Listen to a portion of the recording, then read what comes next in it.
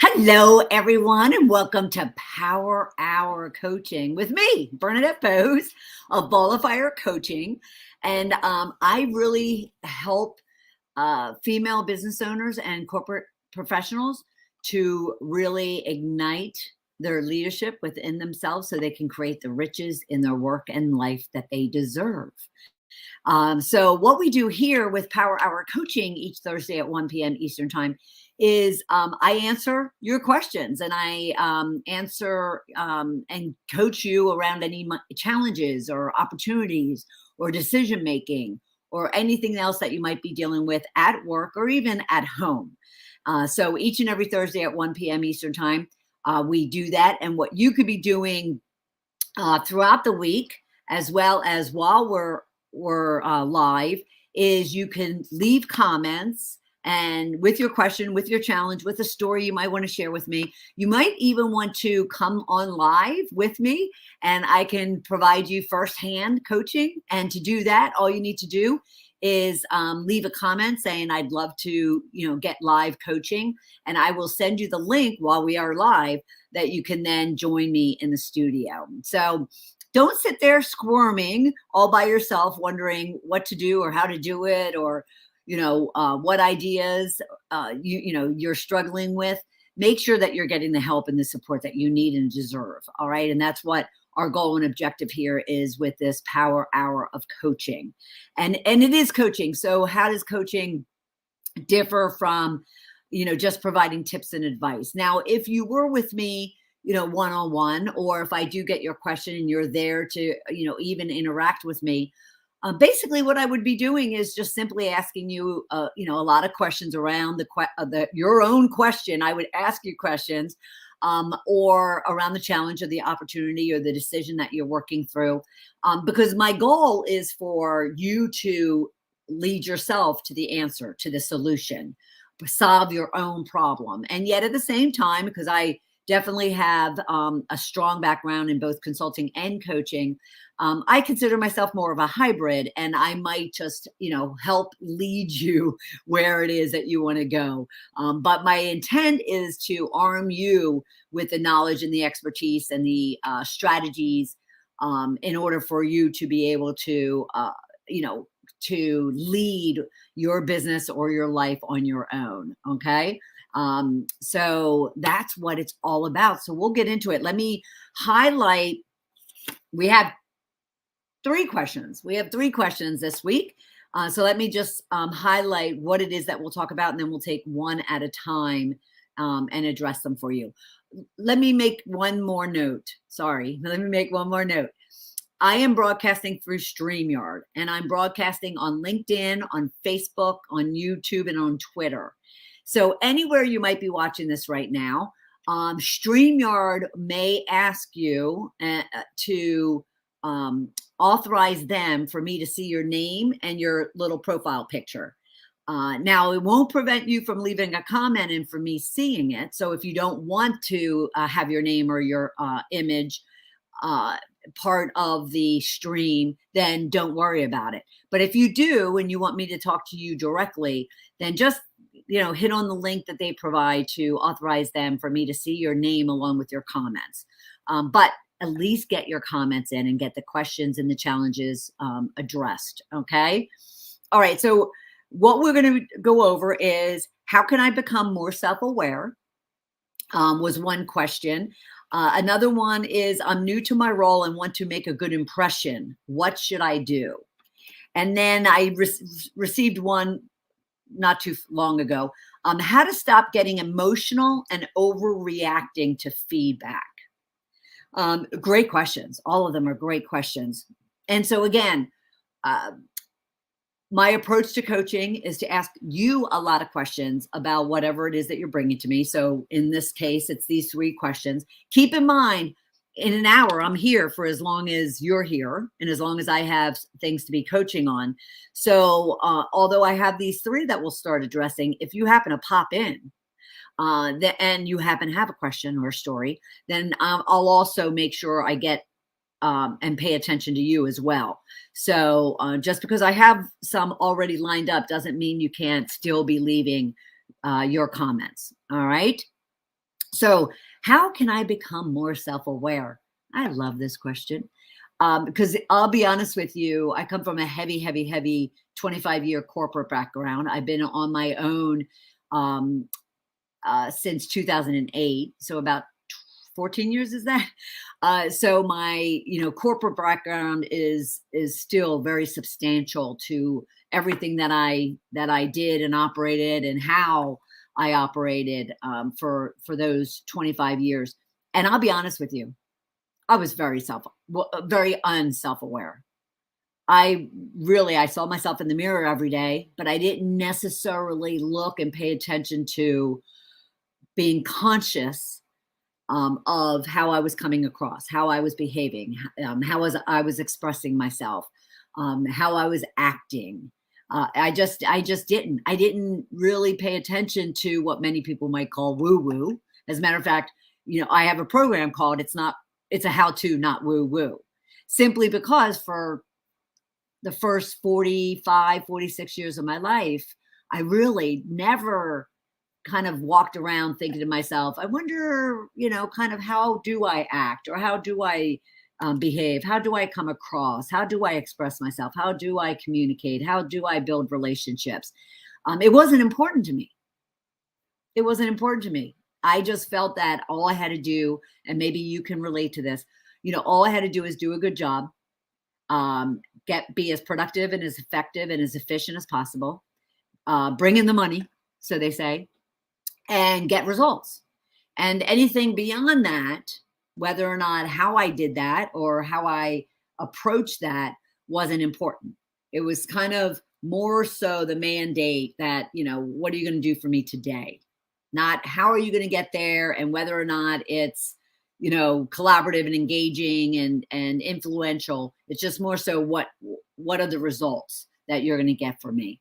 And for a long time, I would say that many executives and many companies out there operated in such a manner that they really kind of, turned a blind eye to how people were getting things done versus really caring if they were doing it in a very servant leadership, collaborative, engaging, inclusive type of way. So wanting to become self-aware is the number one thing that number one success factor that you could actually focus on in order to be effective and efficient and successful in your career or in your business. So I love this question is, how do I become more self-aware? So the first thing I would say to this is the fact that you're asking that question is a first great step. How do I become self-aware? So you're right now self-aware because you're asking that question, right? And another element of being self-aware is really understanding who you are and your own self-perception about how you're coming across to other people. So, you can initially, to become more self-aware, you can initially sit down and take a journal. Where's mine? Mine's here somewhere. Of course, it's not where I want it to be, but you could take a journal and you could be asking yourself a good number of questions. You could ask yourself, who am I? Who do I want to be? Who do I not want to be? And when you ask, who do I want to be and who do I not want to be, you can then go back and look at what you wrote for who am I? Because most of the time, initially, when people answer that question for themselves and or in a group setting or a one-on-one coaching session, they'll be very on the surface, I'll call it. They'll be very much like, well, I'm a woman and I'm a wife and a mother and I love dogs, and I graduated from this college with this degree and I work here and my title is this. Very, very demographic, psychographic type of information is what they'll share with you. What we're looking for and what you want to look for if you want to become more self-aware, you want to ask the deeper questions. Why are you who you are? What makes you who you are? What are your beliefs? What are your values? What are your thoughts on, key things that are important to you in your life? What is important to you in your life? So becoming self-aware is first really, really, really focusing on learning about who you are. And as I mentioned, who you want to be, and more so even who you don't want to be. When I started my shedding process, as I call it, back in 2008, my answer to who am I was so artificial. Oh my gosh, it was so artificial. It was so much surface and so much psychographic, demographic, geographic. It had no emotional substance to it, none whatsoever. And then when I would ask myself, who do I want to be? At that time, it wasn't very different than who I was.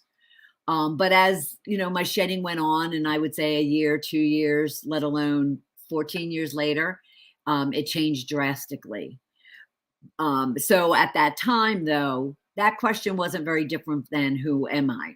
Now, I did have a different things that I wanted versus what I had, but from a being perspective, it wasn't very different because I wasn't self-aware. And then when I asked, who do I not want to be? So think about that. Ask yourself, who are you? Who do you want to be? Who do you not want to be?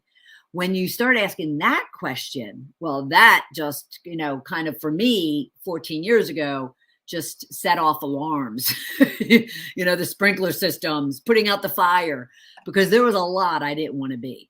There was a lot of me I definitely wanted to change. So to become more self-aware, just simply start with those questions. Who are you? Who do you want to be? Who do you not want to be? Because again, a lot of us don't spend time really understanding who we are first. And that's going to be your first step to understanding, and being self-aware. Based on all that information now that you have, right, you can then pay attention, intentionally pay attention, and have focus and put a priority on really kind of, without getting into being present, because that's a whole other discussion that we could and we will have actually at some future time, is how do you really become present in your day in, day out? But even after my learning about being self-aware, learning to be present took another 12 years, only over the last couple of years. So I would start with, like, if you want to call it beginners 101 of being self-aware, I would start with those questions. Who are you? Who do you want to be? Who do you not want to be? And then just start paying attention and put intentional focus and priority on really evaluate, like assessing yourself after maybe an interaction, after a encounter, after a meeting, a gathering of people, after you've done something, after you've been impacted by something. Then really kind of pause and intentionally think about your response, your contribution, your effect and effect of those situations on yourself. So because now that you've learned about who you are, who you want to be, who you do not want to be, and then you've looked at your beliefs and your values and your traits and your qualities, then you start paying attention in kind of real time, as far as how you going out in the world. That will help you start really becoming self-aware of, who you are, how you're behaving, how you're acting, what you're saying, what you're not saying, how you're feeling, how that's being projected onto others, so forth and so on. Okay. And I'll leave it there only because, like I said, this takes time and practice. And it's awesome. That's why I love this question. It's awesome when someone all of a sudden becomes aware, the fact that they want to become more self-aware, and that maybe that they haven't been. And trust me when I say, like, 12 years ago, I kind of went, what are you talking about? I'm not self-aware. Of course I'm self-aware. Had no clue. Had absolutely no clue. So I would start there. Okay. All right. Now let me answer this question briefly from a coaching perspective, because again, if any one of these three were with me, I would be asking them a lot of questions such as, what have you done thus far to become self-aware? What does self-aware mean to you? Why do you want to become self-aware? What benefits do you find being self-aware would bring to you? What is kind of triggering this desire to become more self-aware? Because again, you want to also understand why it is you do what you do, why it is you feel the way you feel, why it is you act the way you act, and therefore, even starting with, if someone sat down and was across from me when they said, how can I become more self-aware? I would immediately get into questions of, why do you feel you're not? What do you think self-awareness means? What does it look like, feel like, smell like, taste like? What is the benefit of it? Why is it important to you? That is kind of questions and conversations that I would have with someone. And you can rewind this and make note of those questions, because you can also ask them of yourself on top of the questions that I already gave you. All right. Okay. Let's look at Tracy, who asked about, that's right, Tracy, who asked about, I'm new to my role and want to make a good impression. What should I do? All right. So again, from a coaching perspective, the first things that I would get into is I would want to learn about, the new role. I would want to know about whether it's a new role, or is it a new role within a new company, a new team? What is the real backstory or dynamics of this new role that you're pointing out? And then I would dissect her question, which was, I'm in a new role and want to make a good impression. What should I do? I would look at, what does making a good impression mean? What does that look like? What does it look like to the other person? Why is this important to you to make a good impression? What is the objective or the end result that you're looking for making a good impression? Because it's not the same for every person that I could have this same conversation with. Some might point out that it's around vanity. Some might point out that it's toward contributing and serving. Some might point out that it's ego driven toward, advancement. Some of it might be the fact that they just, that's, it's kind of what they're supposed to do, when they first start a new role, a new job with a new team, start a new business. And, it's just an expectation. Sometimes it's just an expectation and not really a quality that they want to deliver on. And let me help you with that, or let me explain what I mean by that. Is my father taught us, I have 11 siblings. My father always taught us, leave people in places better than you found them.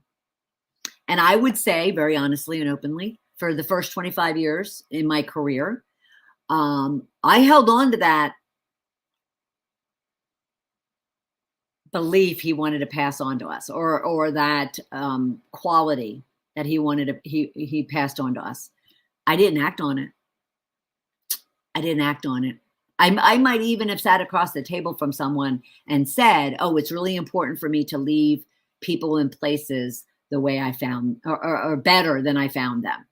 And I would use the words, but yet I didn't act on them.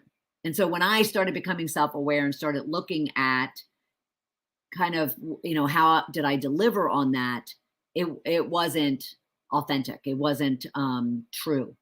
It was very artificial. So I would dissect as a coach, I would dissect this individual's, Tracy's, really definition and value and purpose and meaning behind wanting to make a good impression. So that would be the second part of her question that I would want to coach on. And then the last one is, what should I do? Now, again, what should I do? Coaches ask questions to allow Tracy to come up with ideas. Consultants would tell her what to do. And then hybrids like myself would do a little bit of both. So I would simply be asking, what have you done? What do you think you should be doing? That would lead to making a good impression based on the definition, the expectation she has for that meaning. And I would kind of guide her to coming up with ideas of her own. And then from that, I can add, specific tips and actions that she could be taking, you could be taking. If you too are in a new role, new job, starting a new business, has a new client, have a new relationship, and you want to make a good impression. So first off is just be you. Be you. In Tracy's case, she was pulled out from a company, and so recruited from a company and brought into this company in this role. And therefore, as a result of that, obviously people had really good ideas of what it is that she could do for them, and were already impressed by her skill and capability and value that she could be bringing to the company. So I wouldn't want anybody, and I wouldn't want you to change in any way, shape, or form what you need to do, when you go into a new role, new company, new business. Just be you. Because especially in the corporate environment, which this is, it lacks a lot of authenticity. Now, what do I mean by that?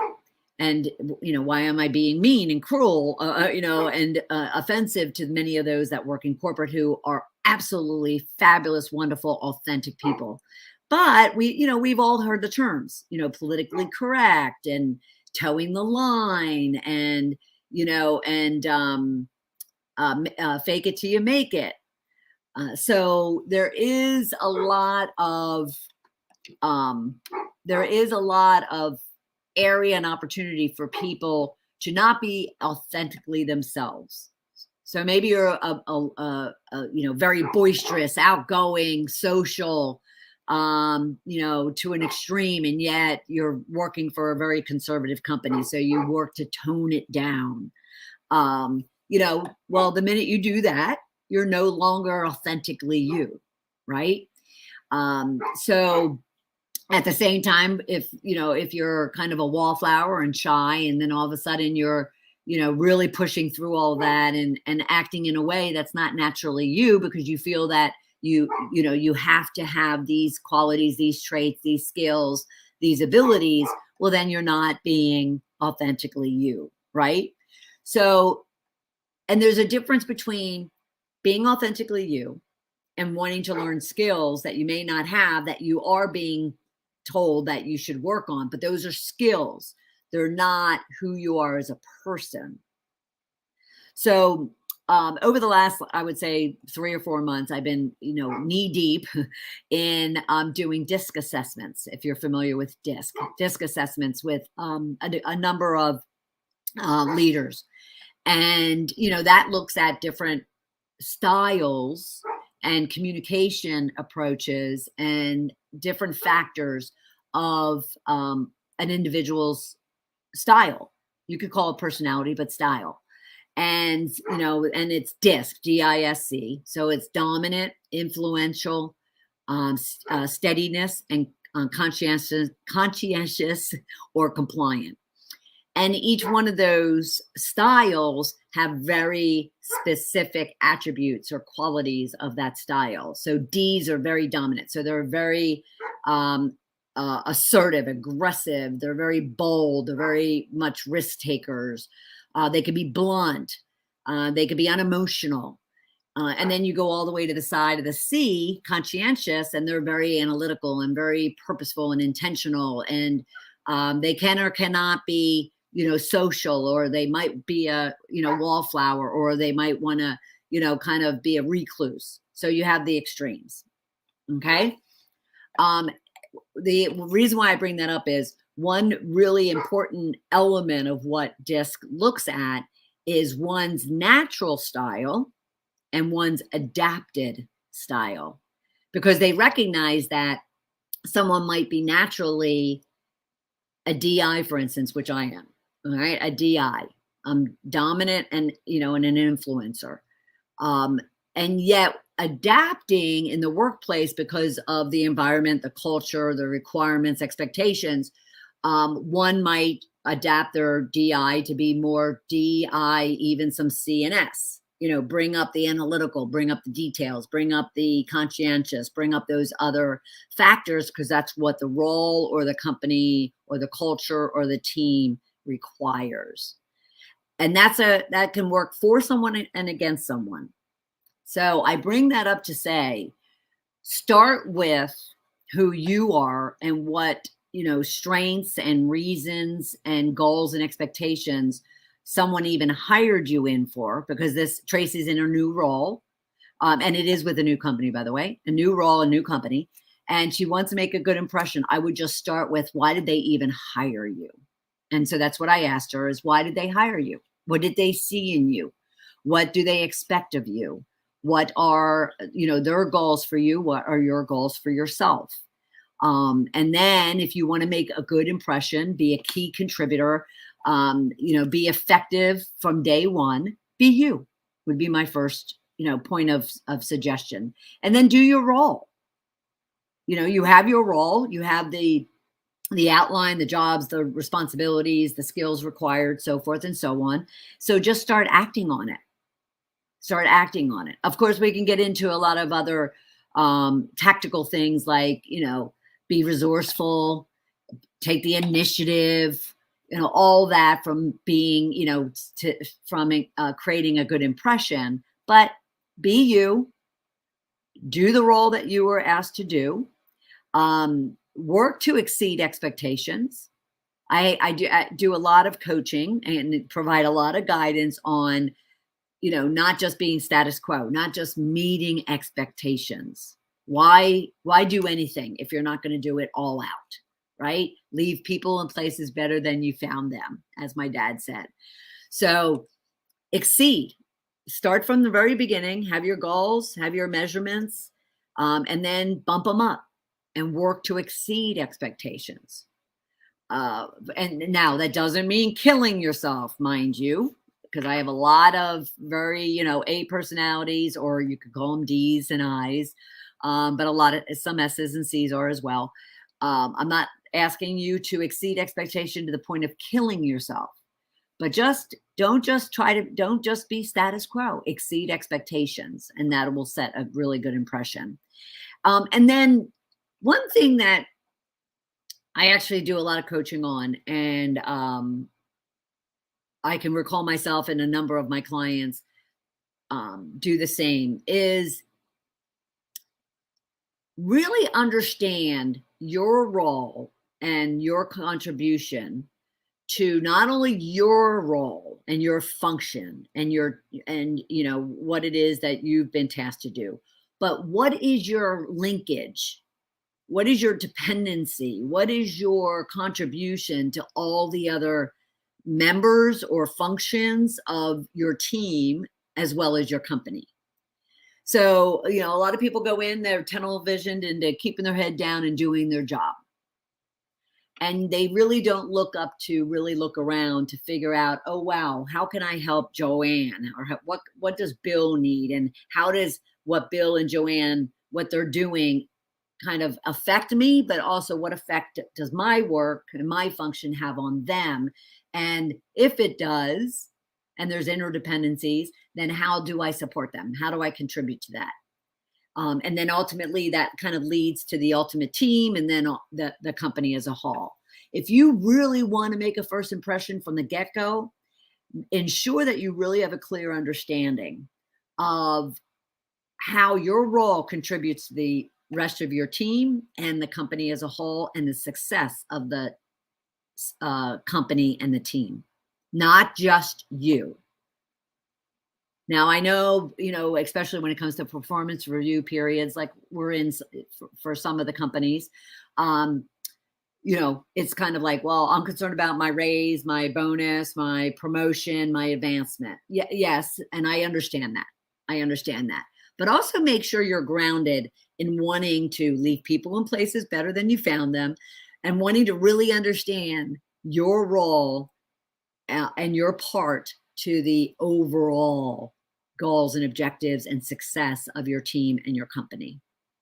All right. Now, lastly, because I do want to point this out too, is on that note, identify who are your key stakeholders. I have conversations a lot about this with clients.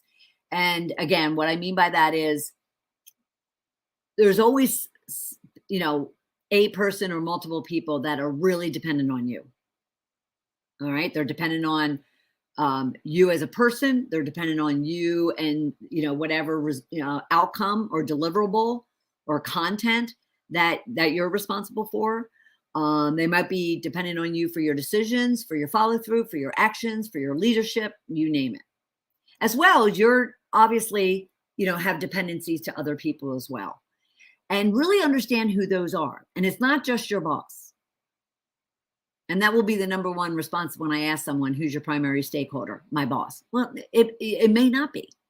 It may not be. It may be one of your peers. It may be another business unit, maybe another division, maybe a client. It may be a vendor, a partnership, a strategic partnership.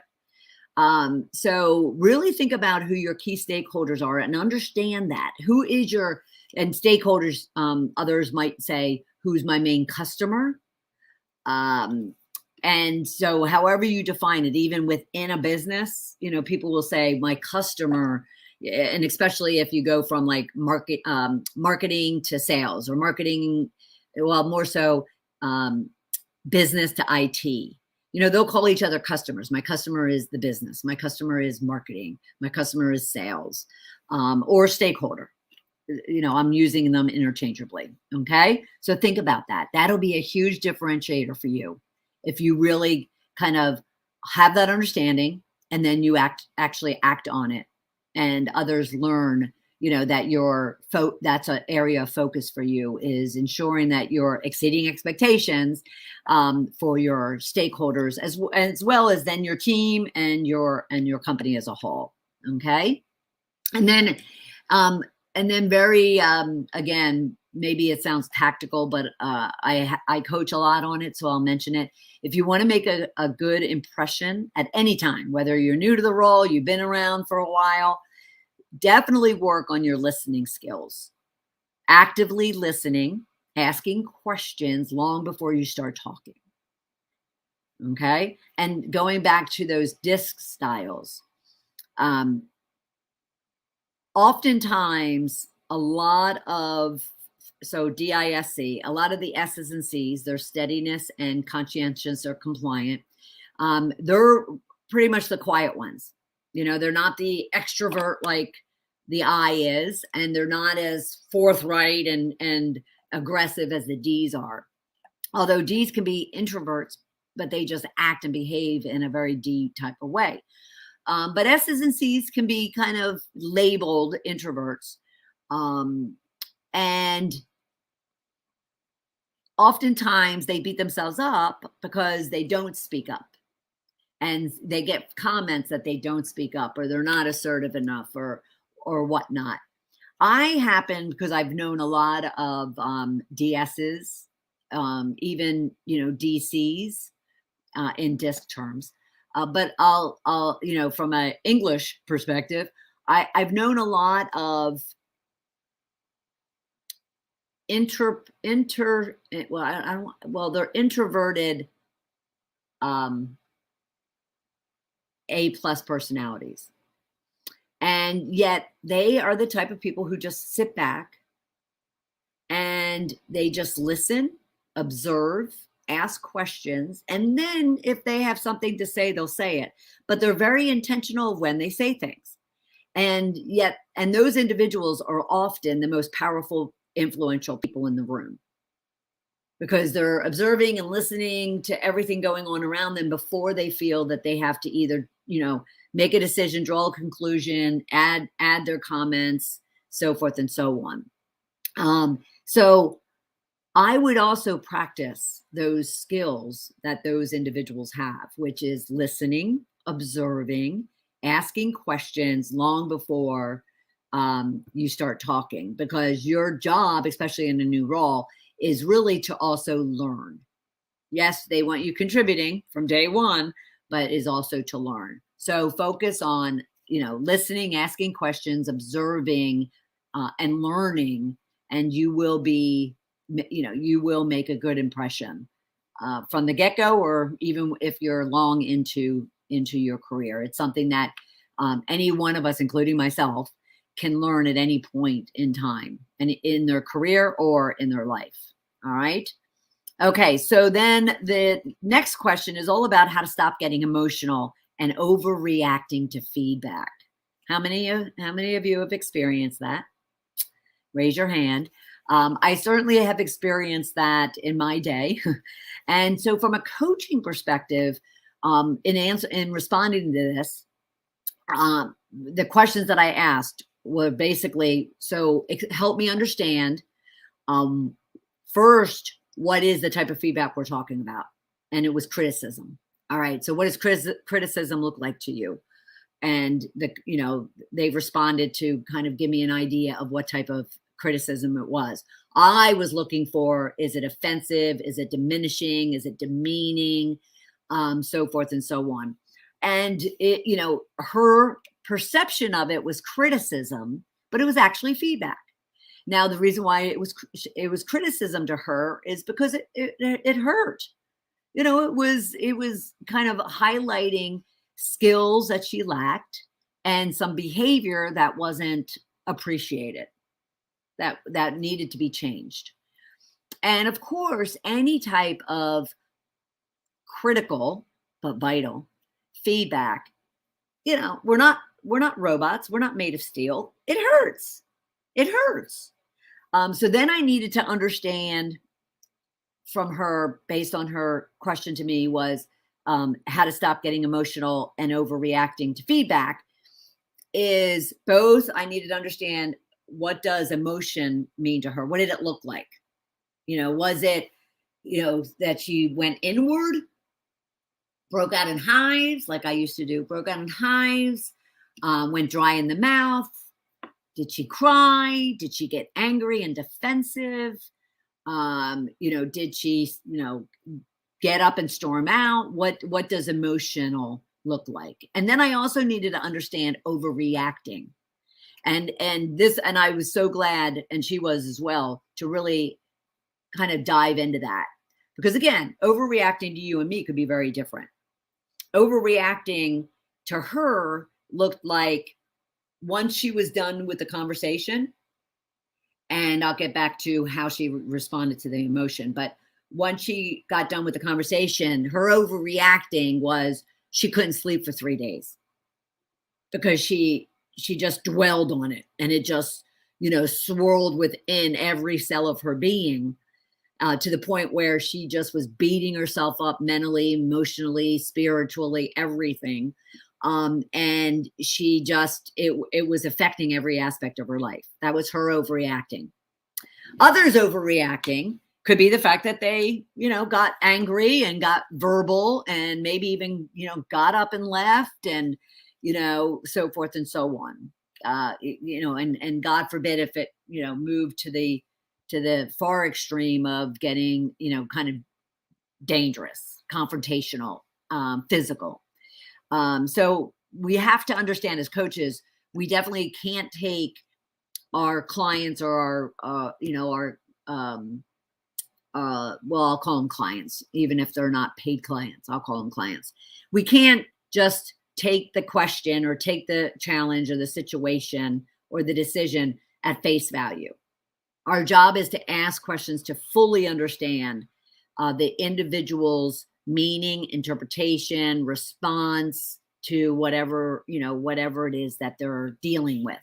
And so it was really important to break that question down to, okay, so how to stop getting emotional. What does emotional look like? Overreacting. What does that look like? To feedback. What is that? What is feedback to you? And in her case, it was criticism. What does criticism look like to you? So, in coaching, it's a lot of questions, diving down so they really understand, talk about self-awareness, going back to our initial question. They really understand the kind of really what is it that they mean? What is it that they're feeling? What are they experiencing?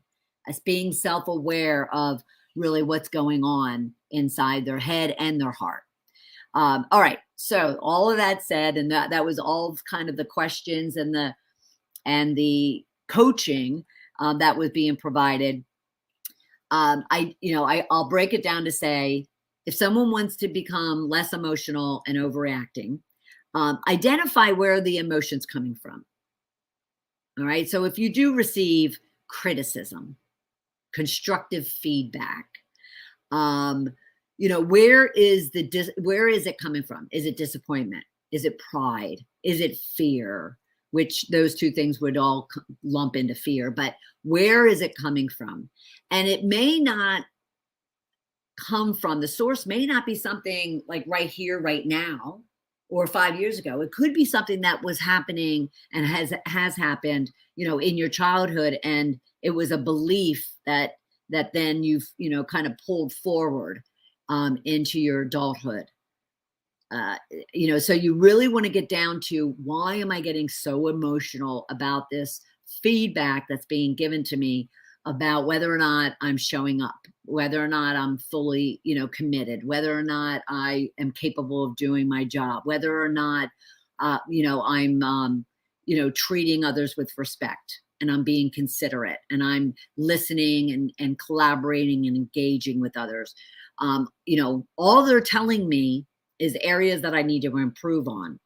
And yet all that's screaming in my head is, nay, nay, nay, nay, nay, nay, nay, nay, nay, nay, nay. That's all I'm hearing, when all they're sharing with me is things that I need to work on. Now, we can get into the whole thing of how it's being presented to you, the role of the other person in this conversation, but that'll be for another day. All I care about right now for you is, and in regards to this, is how you are responding and where it's coming from, what is driving it. Because even if you did have a combative manager, say, and they sit you down and give you some harsh criticism, and it's in their tone, right? Again, feedback is just areas for you to improve on. Even if it's done in a malicious way, you should, what I would want you to be doing is looking at it for the, for the value that it is. What can you learn from it? What can you garner out of it? What can you kind of extract and use? And you throw away the parts that you are convinced that, yes, it's, malicious, or it's done because of jealousy, or, we just never got along. So you put, you kind of put all that aside, but there's a reason this person is bringing this up to you. And you need to be just unemotional and considerate. And this is where listening comes into play, and considerate of what it is they're trying to say. And so you just need to be a good extractor. And that's all you really should look at from, getting feedback perspective is, we all know that, especially in performance reviews, we all know that we're going to be told our strengths and we're going to be told our areas for improvement. We know that. And so our strengths, we want to honor and kind of recognize and identify of where we're doing, really well and where our strengths are. But areas for development really are those things that we should be looking for, because those are areas of opportunity for growth. They don't need to be hammers that you use to beat yourself down. They should just purely be, lessons learned and opportunities for you to grow. But first, what I would want you to do is really identify if you are overreacting or getting emotional, where is it coming from? Because 9 out of 10 times, it's not going to be coming from like a very aggressive, confrontational, malicious place. It's really coming from the fact that you just don't want to hear what it is that they have to say. And why is that? Why is it hurting?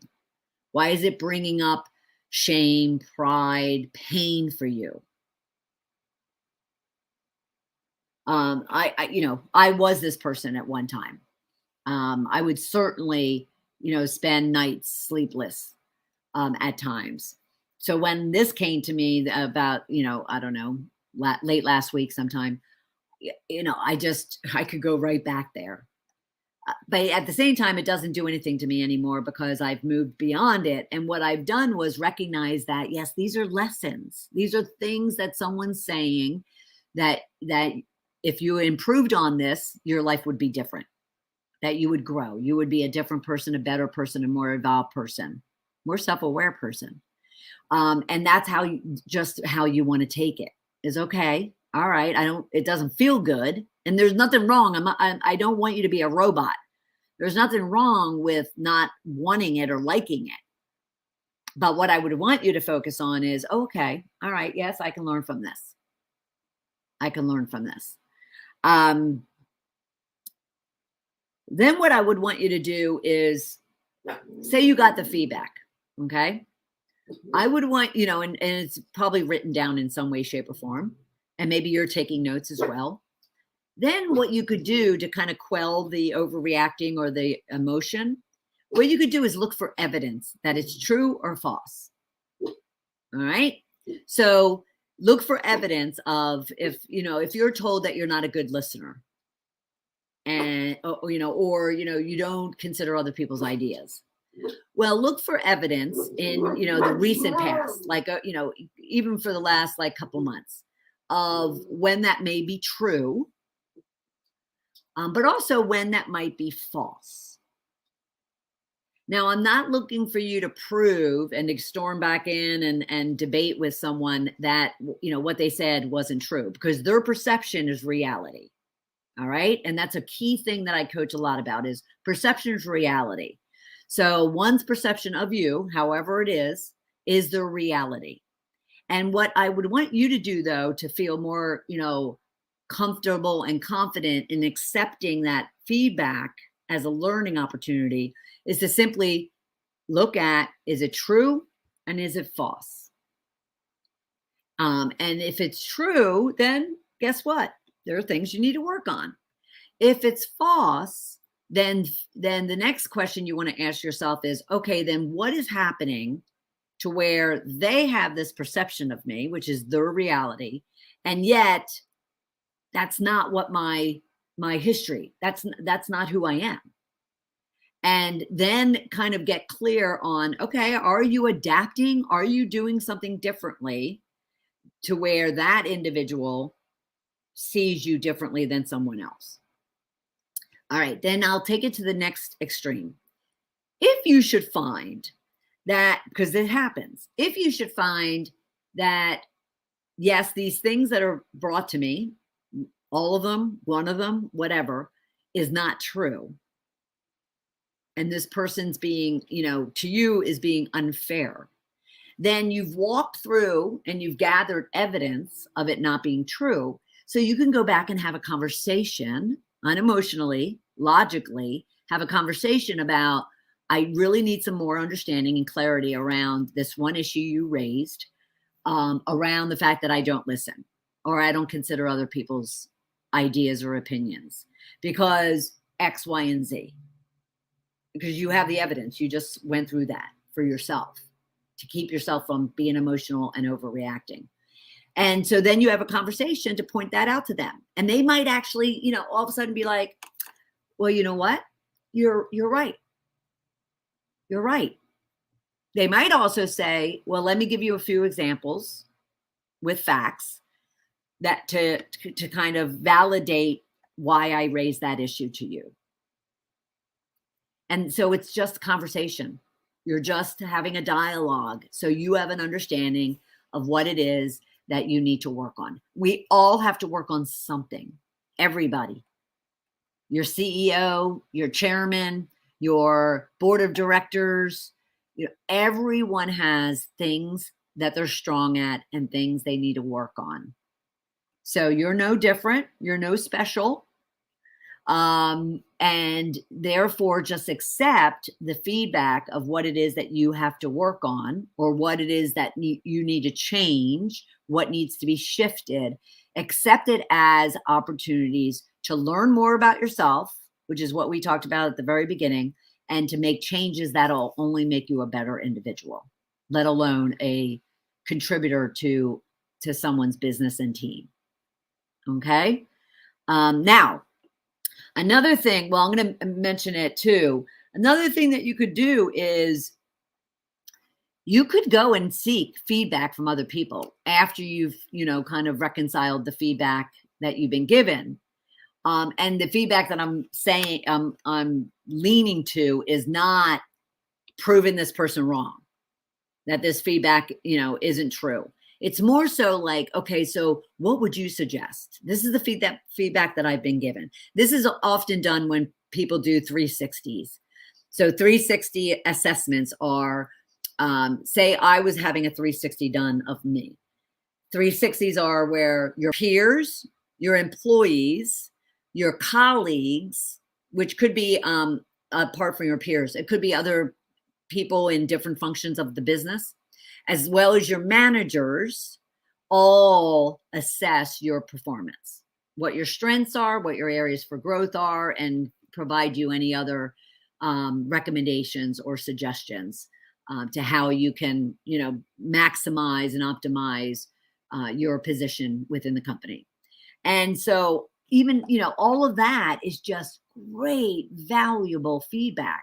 And so what I often suggest to my clients is, once they receive that, go back to their team, to their peers, to their managers and say, okay, so this is the feedback that I've received. These are the things that I am focused on working. Are there, would you agree with this? Or are there things that I haven't considered? Or are there things that are of higher priority in your mind than what I've laid out for myself? So 360 assessments shouldn't be, or performance reviews should not be, all right, the manager gives it to you and you're by yourself on an island trying to figure out what to do next. Go and seek other people's input as far as, this is the feedback I've been given, good, bad, and ugly. And what would you say are the most important things that I need to do as I move forward? Okay. And talk about going back to both questions we've had today. Talk about going back to making good first impressions, or impressions as a whole. Nothing is more highly regarded than somebody acknowledging their weaknesses and acknowledging the fact that, yes, no matter who they are, in what level of a company or life, that they have things they need to work on as well. So consider that.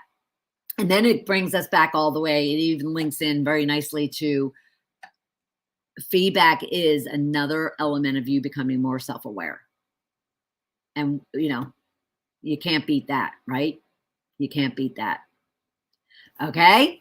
All right. Those are all the coaching questions that I had.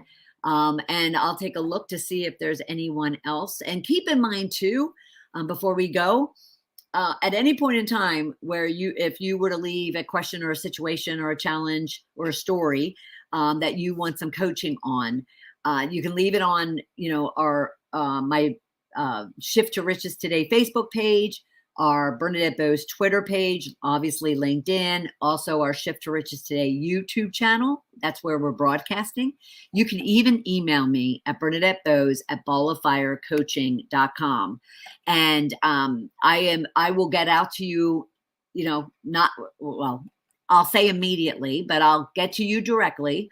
and ask if you're available for a coaching session, and make sure that you get the guidance and support that you need. As well as if you then say, okay, I also want to bring it here onto our Power Hour coaching and I'll join you live, then you have the opportunity to do that as well. All right. I just want you to get the support that you need. And I even want you to get an idea of how valuable coaching can be in your world. And, help you with whatever goals and aspirations you have and what you're working your little tail off to achieve. Okay. The last thing too, is if you should want to schedule some time with me, you can always do that. Go to coachwithbernadette.com/strategy session. And we can sit down and have a conversation in regards to your goals and your aspirations, what challenges you're having, what situations you're in right now, where you want to go. And I'm be happy to provide you strategies and tips and actions you could be taking in order to continue moving forward and up and up. All right. So I'll leave it there. And again, next Thursday at 1 p.m. Eastern time, we'll have another Power Hour coaching session. So reach out and say hello, and I'll talk to you soon. Bye.